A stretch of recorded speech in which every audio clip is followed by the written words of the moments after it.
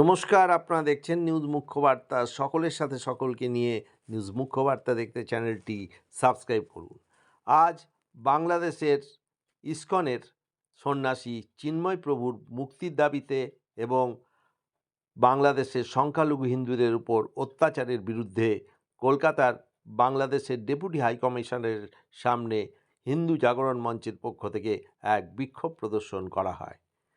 বিক্ষোভকারীদের ঠেকাতে police barricade করে এবং ব্যারিকেড ভেঙে এগোতে গেলে পুলিশের সঙ্গে তাদের ধস্তাধস্তি হয়, ফলে বেশ কয়েকজন আহত হয়।